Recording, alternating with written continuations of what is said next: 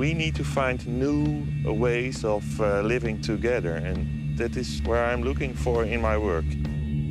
I still believe in bettering the world and society through technology.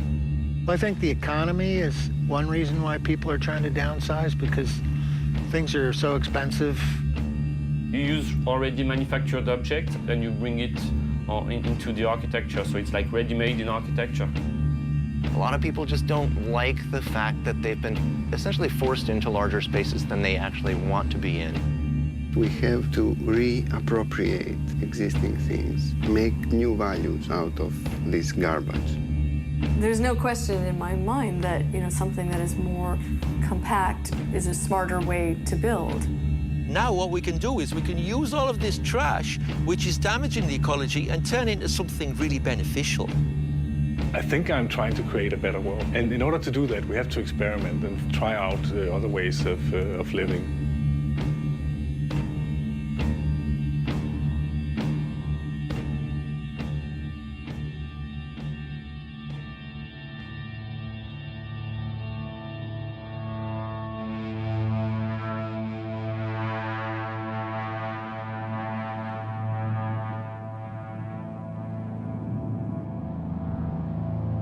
I find it very interesting to look at something and imagine what its next life would become.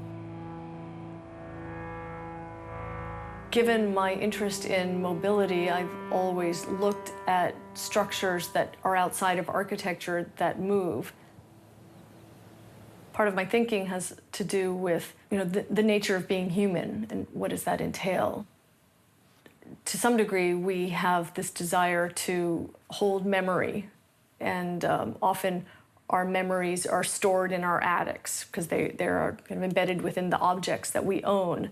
But now memory can just be stored on a hard drive, so we can dispose or do away with the collection of stuff and live more lightly.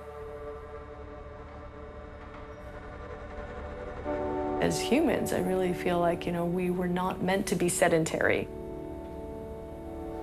Constantly when I travel, I'm always drawn to the people that are building with makeshift construction pieces or using wheels in unusual ways. And I looked further and further into that and found that there's an incredible history of mobile lifestyles, and it became my passion. Recently, I took an old truck trailer and craned it in over my house and attached it to the back. A structure that might not be roadworthy anymore, and rethought how I could skin it, how I could create openings in it, and make a contribution to a dwelling that then could also be moved and relocated as needed.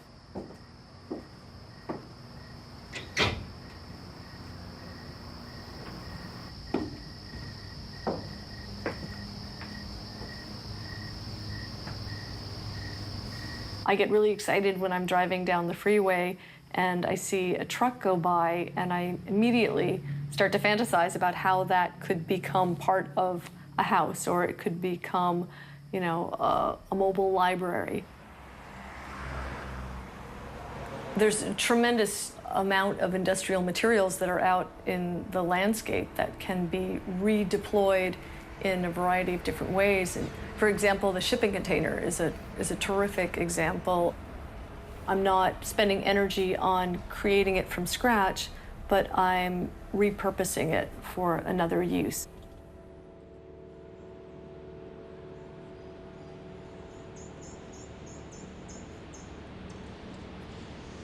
The Joshua Tree Prefab is a modular home, sits out on the desert floor, and is a fully self-sufficient structure where it is not attached to the electrical grid and is not attached to the water system.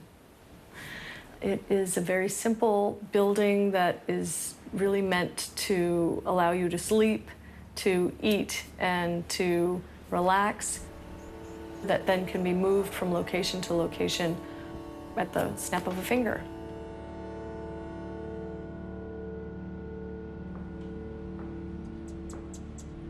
I would say that, there absolutely is a movement that is pervasive throughout this country where people are looking to be able to create their environments without having rules thrust upon them. Within that thinking, there's a difference in terms of scale. So it's less about bigger is better and more about, smaller is smarter. And that is connected to the dwelling that we have around us. So, the less stuff we have, the lighter the materials are, the smarter they become, the less encumbered we become as people.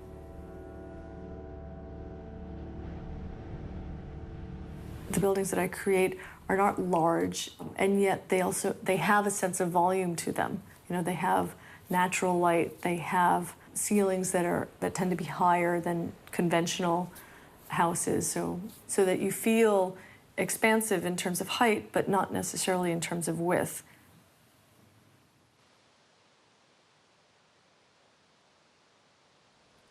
If you can look outside and be connected to a natural environment outside, you are expanding your space, visually, but not necessarily physically.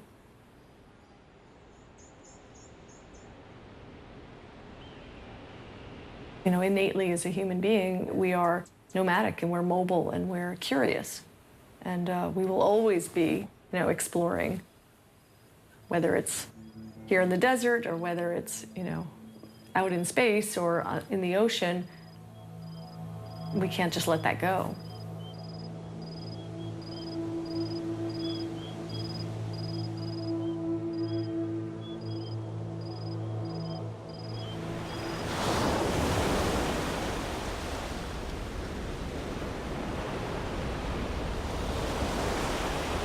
When I look at what I consider to be beautiful in the world, it's what is necessary. When something is truly necessary, it becomes vital and it seems important and it seems beautiful.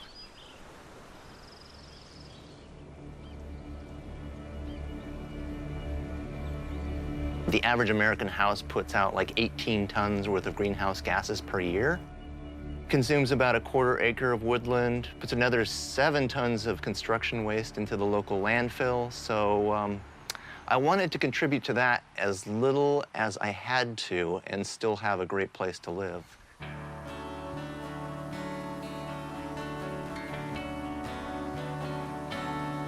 I never did any building until I decided to live small, and I couldn't really afford to have anybody else build for me, so I built my own house, and that's how I learned to do it, just by doing.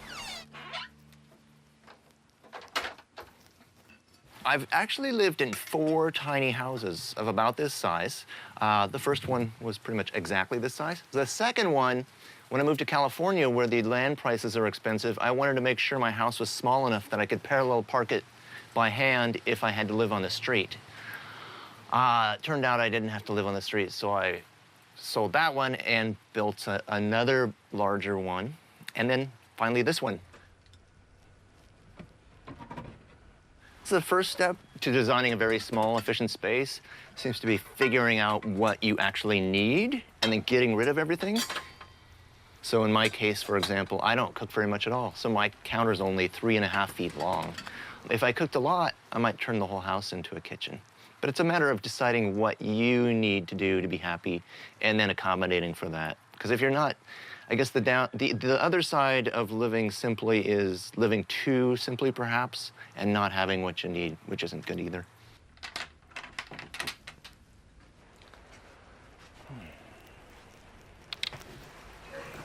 The laws in the US say you can't build a house that's too small. There are a few different rules in there that apply. You've got to have a room of 120 square feet. Any bedroom has to be at least 70 square feet. When you add it all up, it's bigger than I actually wanted. So by putting a house on wheels, it's no longer a building. It doesn't have to abide by building codes. And you can build it as small as you want. You just can't go too big because otherwise you're probably going to hit a bridge when you're driving down the road.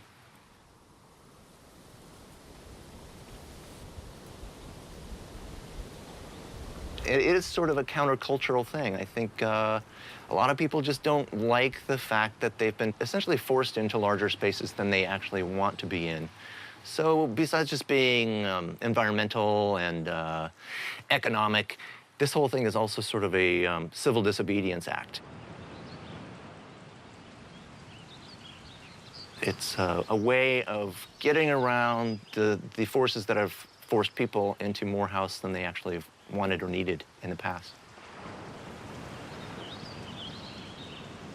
I hope to build a village within the next couple years in this county, so people don't always have to fight the codes and the zoning laws. They can just live in a tiny house village, which will probably be zoned as a trailer park, oddly enough. I've never really thought of myself as a trailer park type of person, but this won't be your average trailer park. It'll be lots of pedestrian walkways, cars out back, and it'll basically be co-housing for the antisocial.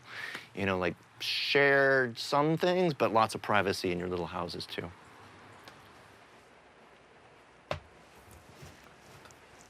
I can fit a bed downstairs, but if I put a bed downstairs, I mean, that takes up a lot of space. So I just, I go up. I like to use vertical space as much as possible to make things really efficient.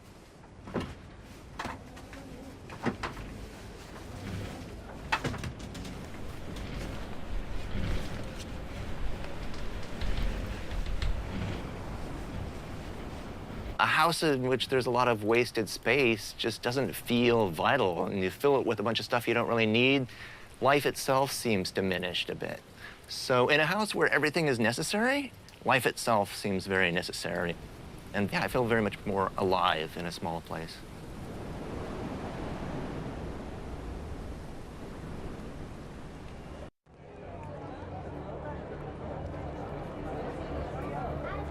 Esta noche diviértete y mantén la playa limpia. Gracias por su colaboración.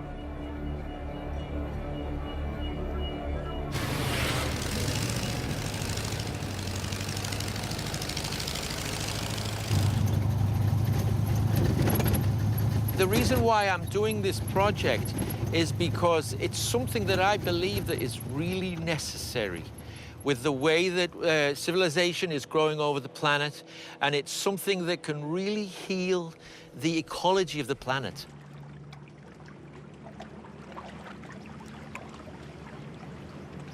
Coming from a town in the north of England where there's quite a bit of pollution, a lot of industry, I was always quite interested in the ecology from an early age. This idea came over a number of years when I was in my 30s, after thinking deeply about spiritual things and also ecological state of the planet and what the future could be with more people all the time and more trees getting cut down. This idea came to actually grow plants and use the trash to create a base for a floating garden that just keeps getting stronger with time.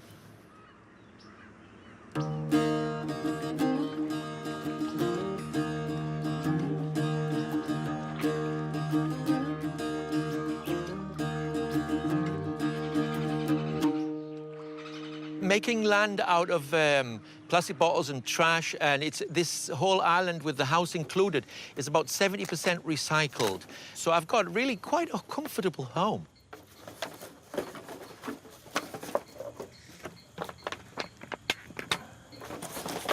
The way I begin to build the island, it's just so simple. You take one shipping pallet, and then you get the bags of bottles and just put them on the back and tie them together.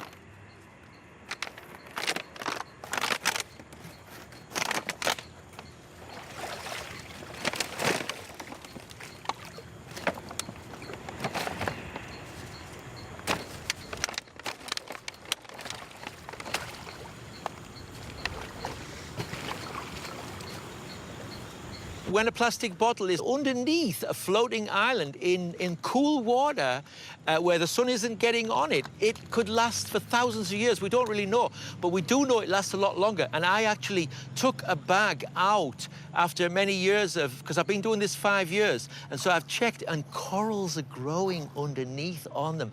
And the tops get corals, so you can't even take the tops off afterwards. And the idea is that it can get big enough and strong enough to actually go on the ocean and float down and eventually go through the Panama Canal and out onto the Pacific.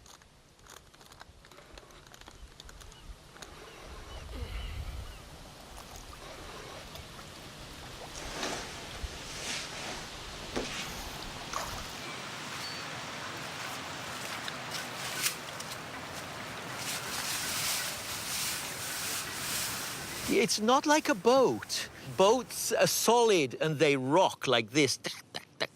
And it's a different thing. An island, because it's all flexible, the wave comes through, so the island actually rolls.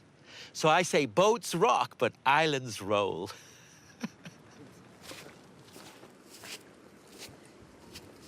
There's many ways to use and recycle and make wonderful homes. And, you know, you put your love in it, and the love comes back, and other people who visit enjoy it as well so much. So this is a shower that comes partially from rainfall.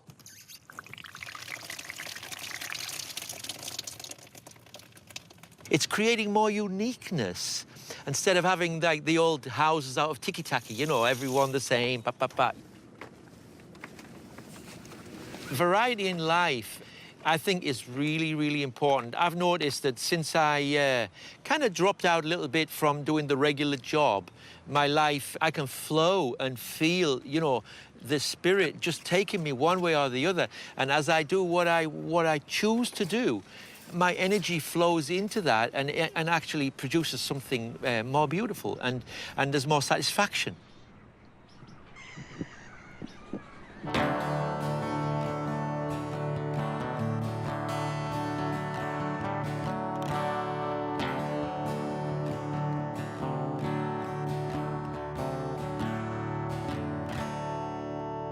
Now what we can do is we can use all of this trash, which is damaging the ecology, and turn it into something really beneficial to the whole planet.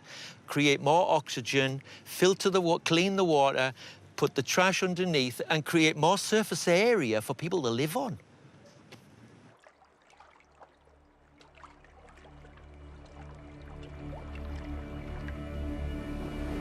We can heal the whole ecology of the world using trash.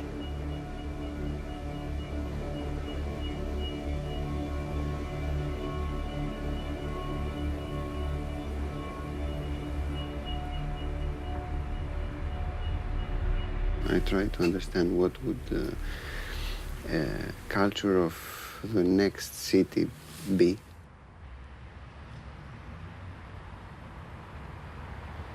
The city is not what we see now.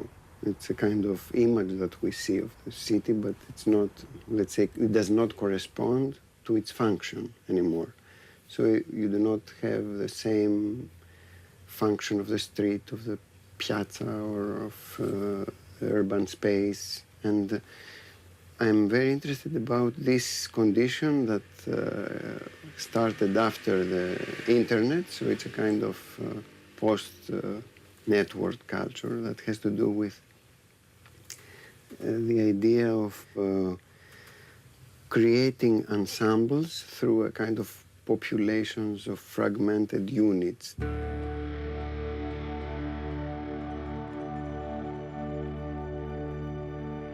The crane rooms do not have a roof. They are open-air structures. They can function in favorable weather conditions, and they are there in order to take advantages of open-air life. They can orient themselves towards the view that is preferred. But because of their height, they are isolated rooms, finally. So when the crane rooms are up and they observe their nature, let's say, it's also another screen. They show nature not as function, but only as an image. Nature is a construction that has to do with an exotic view for me. There is a naive understanding of nature in what we know today as a return to nature. I'm very distant to the idea of making nature a new god.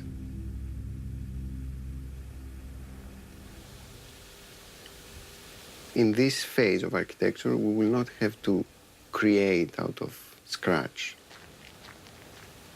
to reorder it, to make new values out of this garbage. In the cake apartment, I tried to reuse vehicles that I was always seeing in the National Road, and I was thinking that there is a huge space inside them, so I thought that they would be really interesting to be inhabited in a way. And I was always thinking about those windows that would be open to the sky, how it will feel to be inside. So it's kind of small prison cell in a way. It's a cell where somebody confines himself voluntarily.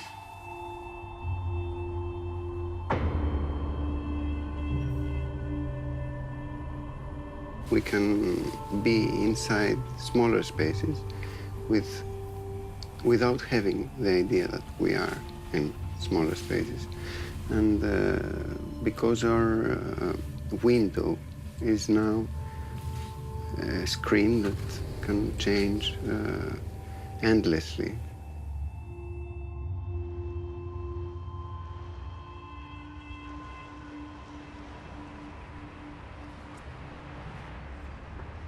Internet poses the condition of a new minimalism.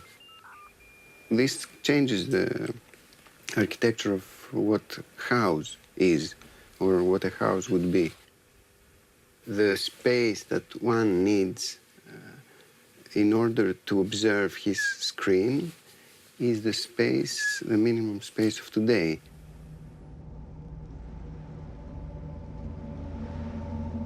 The idea in concrete beds has to do with a concept of understanding the internet in a barbarian sense.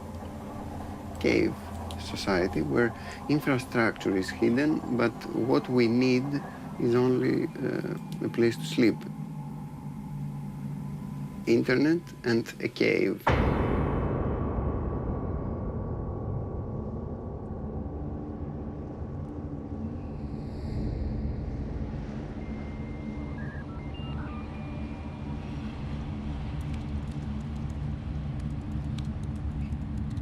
We do not go towards a more complex civilization, but we go backwards towards a cave society.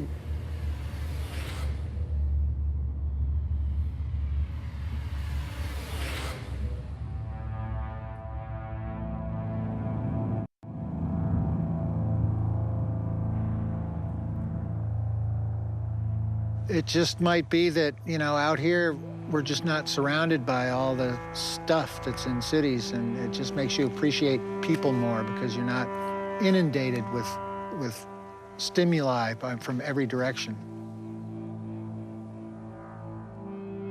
And it's like my house in upstate New York, my property taxes alone were $12,000 a year. And just, you know, to sustain all that stuff can be really expensive, and to be able to just figure out what you really need and scale it back a little bit, it makes all the rest of life easier.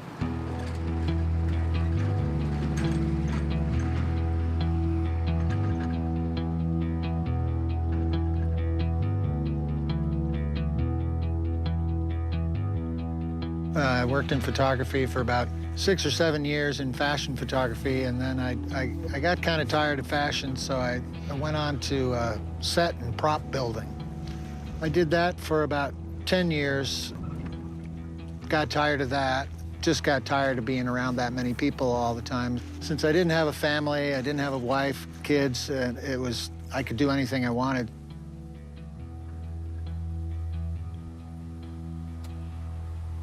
I started thinking about how much room did I really need to live in? And it's kind of strange because I lived in 2,800 square feet, and now I live in 128 square feet.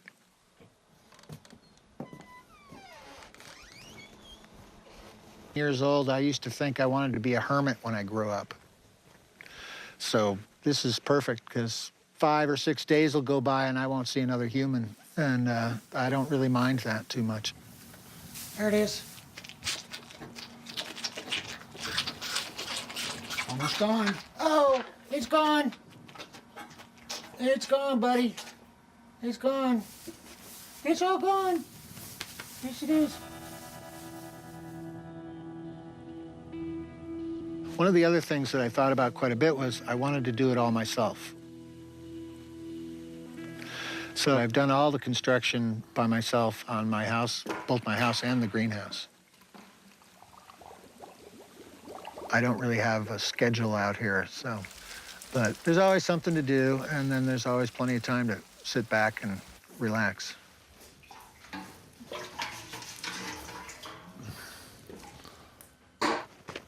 My water collection system is, I've got a huge greenhouse roof that has gutters on it, so when it rains, it collects in the gutters and it goes into big storage tanks.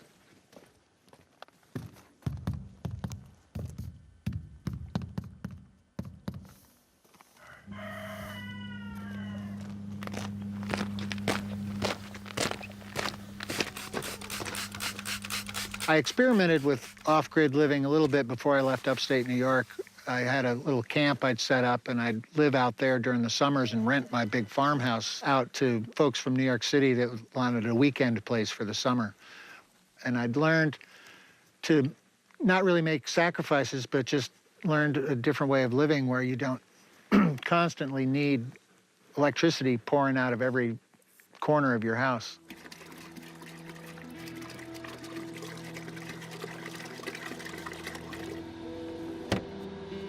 For me, it was more about living a simple lifestyle and living debt-free, and it's kind of like being a high-tech pioneer.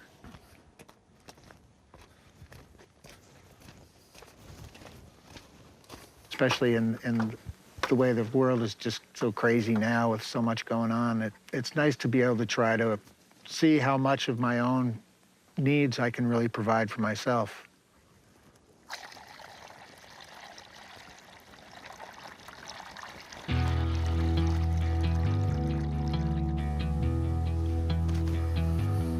I do have a phone line that provides my phone and my internet access, but other than that, I'm disconnected.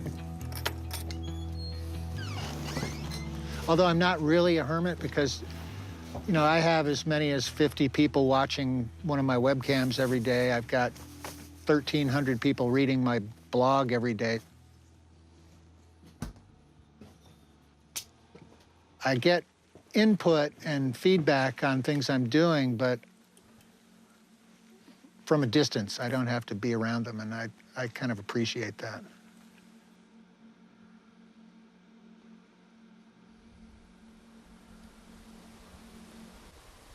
The quiet is unimaginable. It's just so quiet out here. And I remember when I first moved to New York City, how I couldn't go to sleep tonight because of the noise, but it wasn't because of the noise, but it was because something was going on and I was missing something.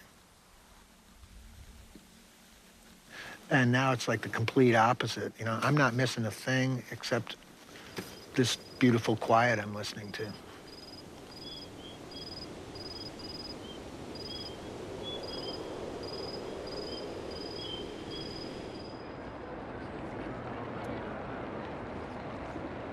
There's like a very vicious way about the web. It's that it really subtracts us, but in the same time, it opens us. As we're always reachable with always our own building, finally. And it brings us back to some of our roots. We can be all together, but by yourself. Finally, today, if you think about a housing, what is it? It's a closet.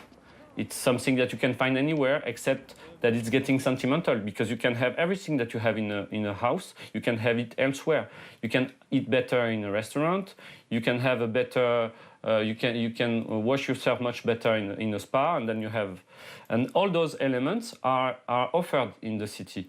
But still, we still think as the housing as the only shelter that we could have, and it's just basically very emotional. Because out of that, when you think about it, it's just full of objects that you bring that are just memories. But out of that, it can be anywhere.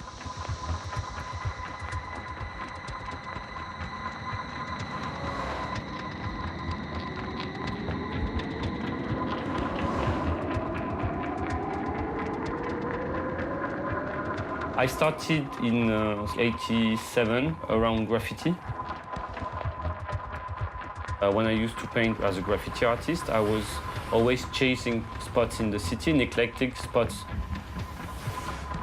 But I was going intuitively into a field that I carry on exploring now, because all of those spots are all the spots that I organize my architecture, installation, and works around. We're going to be facing in the next 20, 30 years, really huge amount of people that will come in the city. The point is that architects today are only bound to answer to competition most of the time. And the problem about the competition is that it never asks the why. How can we build an alternative way?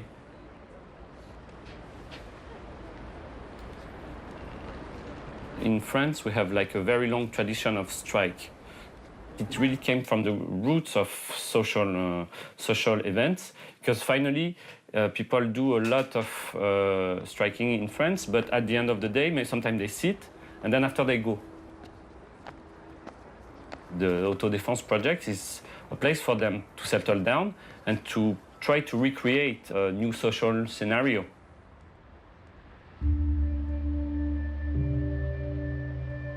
So the idea is to create a city within the city, to create a pocket of resistance that could grow inside the city.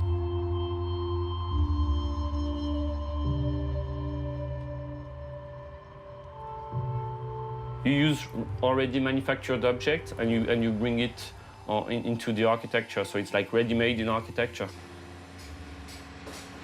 Prefab units that you use on construction site, because it's very fast, it's very cheap, installations are done. All of those elements can come there by trucks, and then it could really grow into a larger pocket, and it could grow to something very strong. So it's more about a strategy than a form.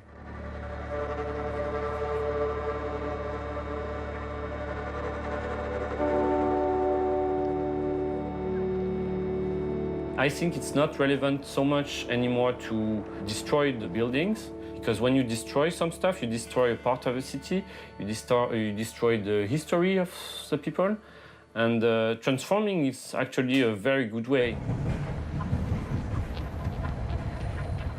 The city, when you look at it as an open ground, there's multiple ways on the rooftop, on the blind wall, underneath the bridges, in between the buildings, on the gaps. There's always a lot of places where a parasite architecture can be put on. So the idea about that is more architectural hijack. It's such a strong protest, it's such a way to recreate a schism, a city inside the city, that it could bring out, it could totally bring out civil war. But if you decide to go by will, to recreate something new, then for me, the violence is getting legit.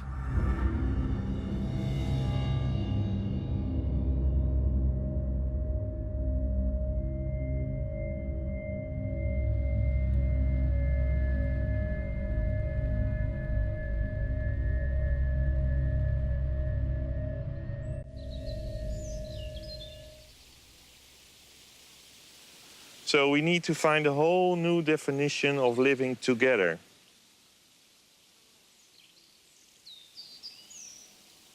I've been working with tents all my life, from I was a kid. We had a whole competition in the neighborhood, in the back alleys. The guy who had the coolest tent, he had everything to say about, he had the power.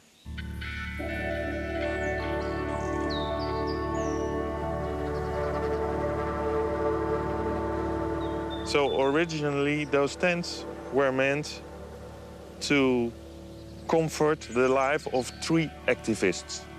It would give them a more comfortable stay during their actions during their occupations of the forest, to stay there a very long time. Imagine this tent hanging very high in a trunk. You cannot cut down the trees. Imagine with loads of them, you cannot cut down the forest. And the activists still would have a comfortable stay.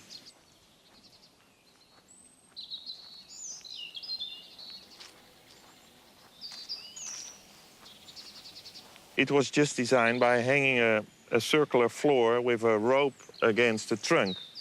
And then you were walking against this rope. So I designed a bypass so you can still move around in this tent. It's very spacious.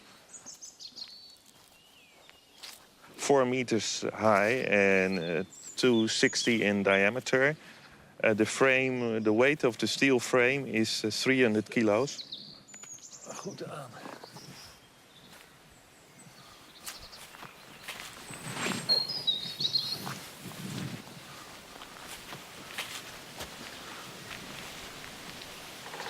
A tent is our common house. It's not a house, but our common house. So that makes a difference. A house is immediately closed. It's closing everything. It's not inviting. So it's inviting and it pays respect to the privacy of people.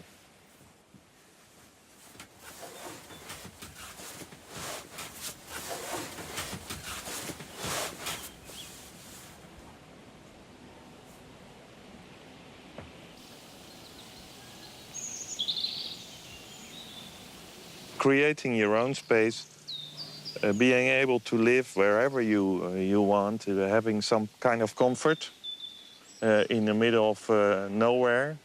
That is giving my working practice a goal for the rest of my life.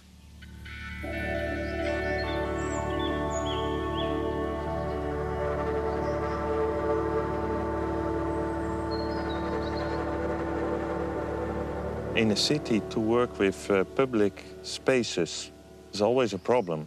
Well, look here in the middle of the nature. It's just calm and easy project here.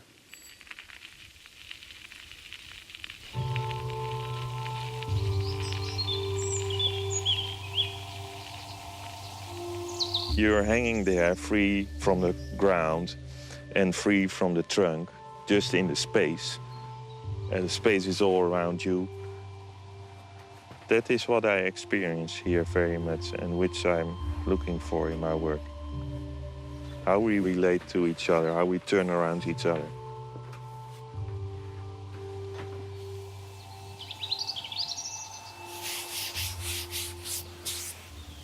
Okay.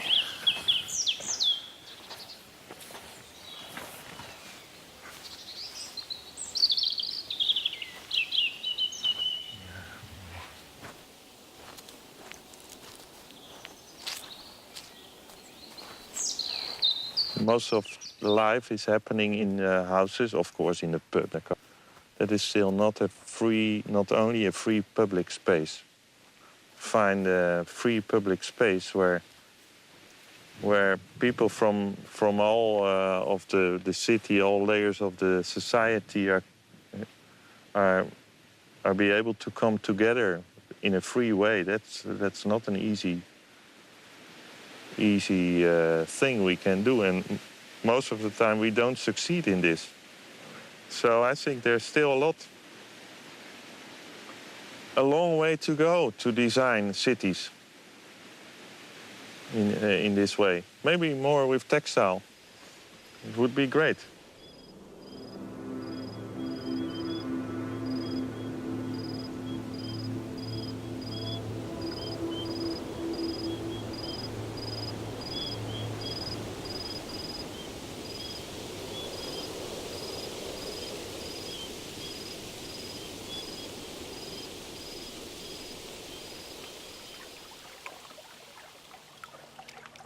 If you get used to a more confined space for your everyday living situation, you can really cheat some of the repressive forces in society.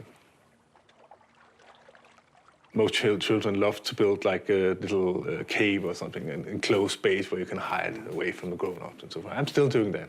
I'm just making them a little bit bigger.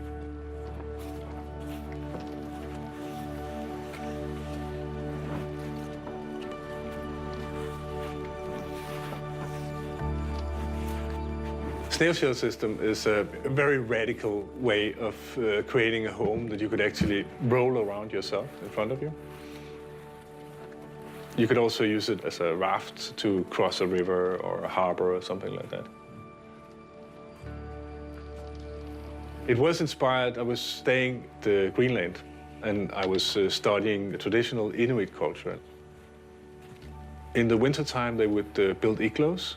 And we built like a whole village, a whole city in hours with under snow sort of passages and roads. And they would live there for like temporarily for 3 or 4 months and then would split up again. And they would do the same thing the next winter. So I was fascinated by the mobility and the temporary sort of character of this kind of dwelling system. And I wanted to introduce a similar system.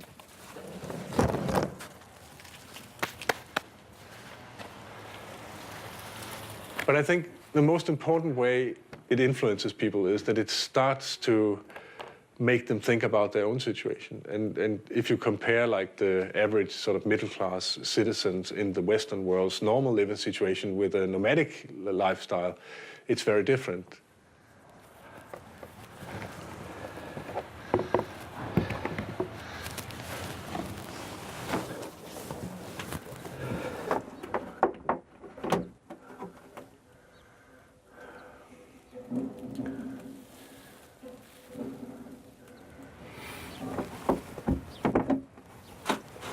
I'm very interested in finding ways of existing with a small concentration of power possible. That means that we have to get rid of land ownership, we have to get rid of large bank loans, all those things that keeps us in one position in our life, that prevents us from using a large amount of our time to be nice to our children and to be nice to other people and to play with other people. I'm constantly chasing ways of existing that would free myself from the normal economical system, that would keep me in a fixed position in order to pay my bank loans and so forth.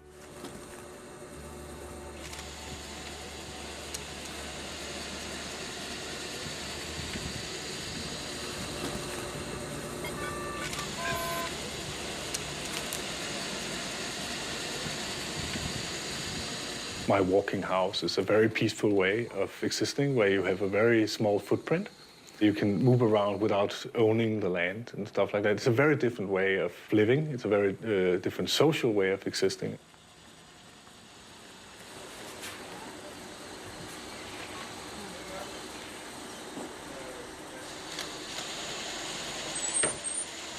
It's about trying to introduce other way of thinking and other way of living and to start up discussions and give people an experience of something different.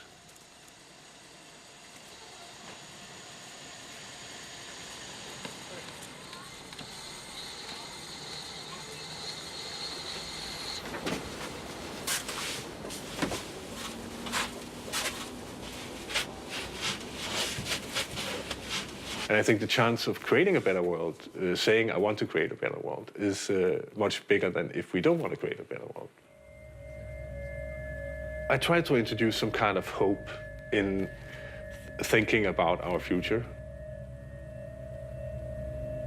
The thing that would normally always happen when I do something in public space, because it's different. People get attracted to it, and that's the starting point of communication. on many different levels. People get an experience, they feel something in the situation, they may feel some kind of significance in the situation, and you start talking together, and you exchange experiences. And that's what art is all about, that's what architecture is all about, that's what design is all about. And I think if you could just, move things a little bit in another direction and make new things happen, then I think your mission is sort of accomplished.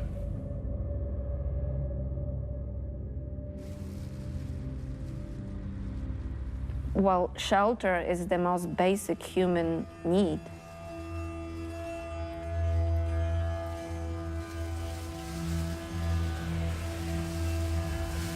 Sleeping bag dress is a kimono type dress that when inflated, it changes into a cylinder or a cocoon in which a person can sleep.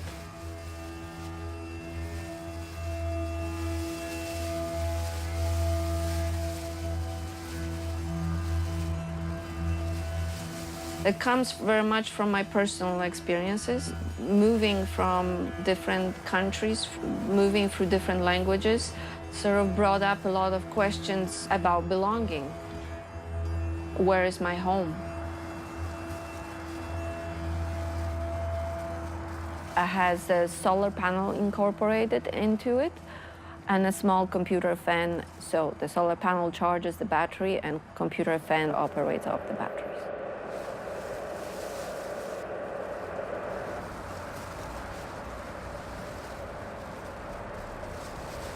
Experimentation was always there, and the idea of belonging, the idea of shelter, the idea of space where we feel comfortable. But that mobility that this process creates, I think what I was after to capture this moment, in a sense, in between, because since I left Poland, it's always been being in between. Today, we are more free in terms of moving through those boundaries than before.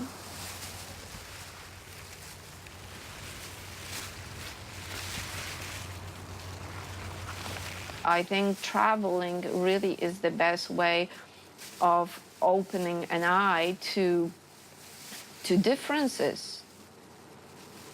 And then hopefully also become more tolerant to the differences.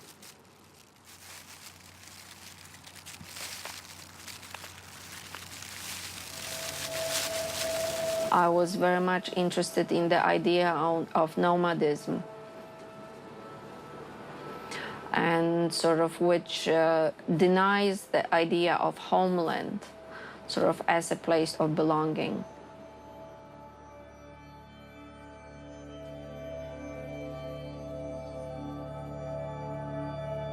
I believe that the modern nomad is a person that doesn't get stuck in a particular structures. With that comes certain open-mindedness.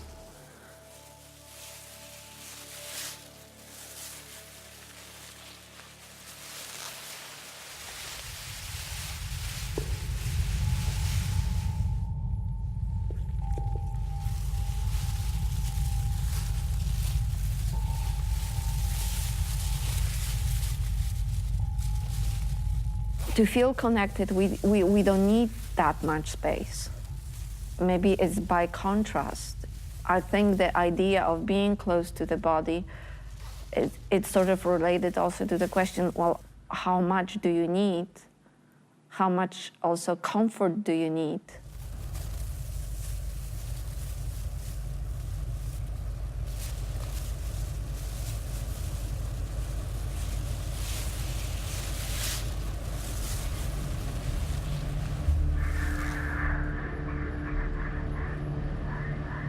So you are protected, you are kind of isolated, but at the same time, you are part of the environment.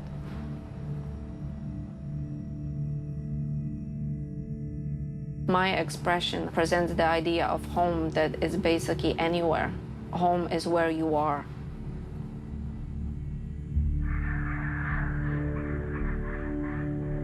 I still share the 60s, fascination with technology and a belief in technology and in bettering the world.